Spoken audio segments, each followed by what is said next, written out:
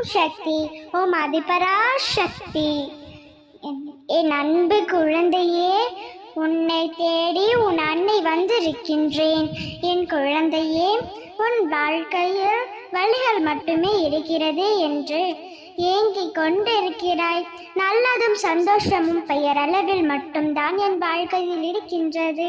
ஆனால் துன்பங்கள், துயரங்கள், சோதனைகள், துக்கங்கள் என்று எல்லாவற்றையும் நான் அனுபவித்து விட்டேன். நான் மற்றவர்கள் மீது அன்பு செலுத்தினால் ஏமாற்றம் கிடைத்தது.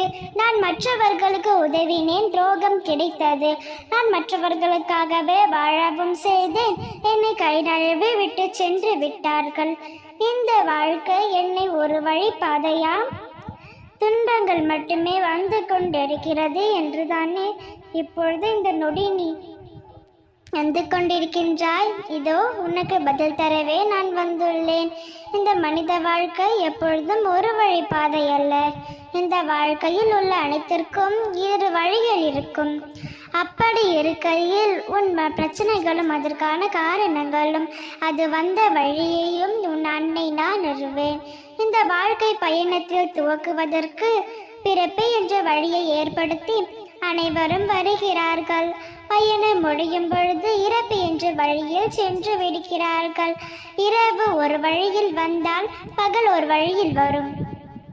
அப்படித்தான் குழந்தையே, உனது வாழ்க்கையில் இருக்கும் பிரச்சனைகளும் ஒரு வழியில் பிரச்சனைகள் வந்தால் மறு வழியில் சென்றுதானே ஆக வேண்டும். இங்கு எதுவும் நிலத்திருக்க போவதில்லை, நிரந்தரமும் இல்லை என்று நீயே அறிவாயல்லவா? அப்படி இருக்கையில் வந்து போகும் பிரச்சனைகளுக்காக உனது பொக்கிஷமான நேரத்தை துளைத்து கொண்டிருக்கின்றாய். துன்பம் வருவதற்கு ஒரு வழி இருந்தால் இன்பம் வருவதற்கும் ஒரு வழி இருக்கும். அந்த வழியை தேடி கண்டுபிடிப்பதுதான் இந்த வாழ்க்கையின் விளையாட்டு. இந்த விளையாட்டின் ஒளிந்திருக்கும் ஒவ்வொன்றை நீ கண்டுபிடித்தே ஆக வேண்டும். உனக்கான எல்லாமும், நீ கேட்கும் எல்லாமும், நீ விரும்பும் எல்லாமும் உன் வாழ்க்கையிலேயே ஒளிந்திருக்கின்றது. அதை நீ தேடி கண்டுபிடிப்பதும் மட்டுமே உண்மை பணி. அதற்கு உனக்கு உதவுவதற்காகவும் ஒரு சில துணுக்குகளை அவ்வப்போது உனக்கு செல்வதற்காகவும் உன் அன்னை உன்னுடனே பயணித்துக் கொண்டிருக்கின்றேன்.